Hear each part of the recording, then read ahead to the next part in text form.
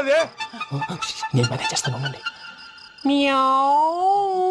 అడ్డమైన పిల్లలని ఎండ చేరుండయి. మళ్ళీ చేస్తాను. లేదు అలా చేస్తే లేకుండా పడి ఉంటాడు. నీ అబ్బా ఎదో పిల్లి సచ్చినది దీని.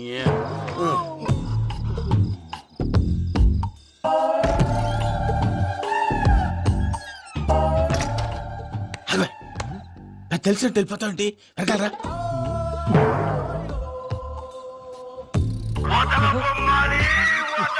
ఎవరా నిద్రపోలేకుండా ఈ టైంలో